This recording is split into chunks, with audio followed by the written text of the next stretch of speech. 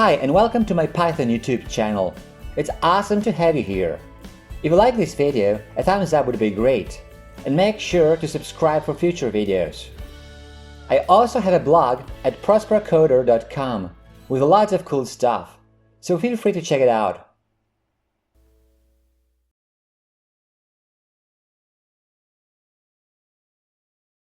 We know how to index and slice series objects. What about data frames? Let's have a look at the example we used before. So, here we have a series object, another series object, and we use them to create a data frame. Well, here we have chemical elements. So, the data frame looks like so. If you want to select just one column, which is a series object by the way, you can just use the name of that column. So, for example, let's select just atomic numbers. Elements, atomic numbers. And here they are. You can use this syntax to add new columns, just like with dictionaries. So let's add a symbol column. So here we're creating another series object, which is going to be another column in our data frame object. And now our elements data frame looks like so. If the column name is a string that doesn't conflict with any method name in the DataFrame class, you can use the column name like an attribute. Have a look, for example, symbol. However, keep in mind that it doesn't work if the column name isn't a string or if it conflicts with the method name in the DataFrame class. So I will just keep to the square bracket notation. You can also view the data frame as a two-dimensional numpy array. You will lose the indices and column names, but you will see just the raw values. If this is what you need, just use the values attribute.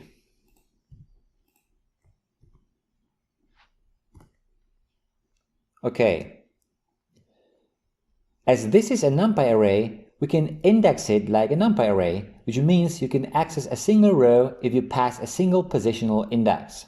So, for example, let's access the first row.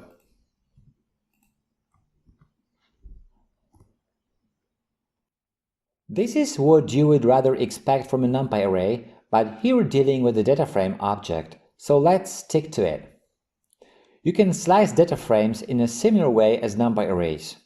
But just like with the series object, you can use label indices and positional indices.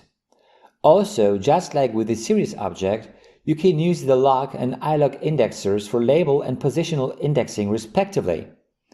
Let's have a look at an example of label indexing first.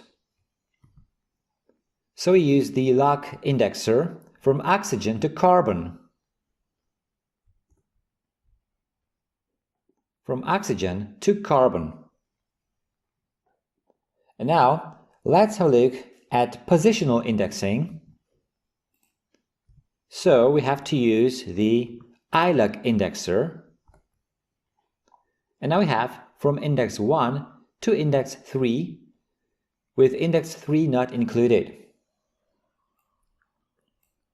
As data frames are two-dimensional structures, you can naturally use a separate slice for each dimension.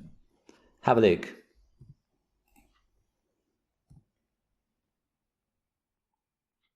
Here we have one slice for the first dimension and another slice for the second dimension. So, from oxygen to carbon, this is one dimension, and from atomic mass to the end. So we skip atomic number and we go from atomic mass to the end, which in this case is just one more column.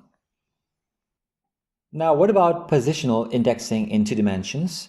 Let's use the ilok indexer this time, and we get this. So, from index 3 to index 1 with step -1, which means we're going in reverse order, and then from the beginning to index 2, 2 not being included. So we have atomic number, this is 0, atomic mass, this is 1, and then symbol, which is at index 2, is not included. So as you can see, we can use the step here as well. As far as slicing is concerned, You can use all the techniques that you can use with serious objects, like masking or fancy indexing. Have a look at this example. Here we're using masking for rows and fancy indexing for columns. And this is the result. You can also modify data using any of the above ways of indexing. We shouldn't modify the data in our example because these are all constant values, but just for demonstrational purposes, we change a value to its rounded counterpart and then change it back using a different indexing approach. So first, let's change the atomic mass of sulfur, which is 32.066, to 32 using positional indices. So we have the ilok indexer here, and now, as you can see, the atomic mass of sulfur is 32. As you can see, the change has taken effect even though we still have a float number. And now let's change the value back using label indexing.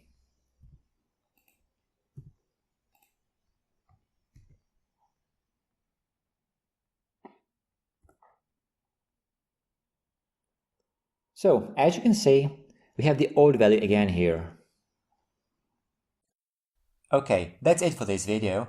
If you like it, a thumbs up would be great.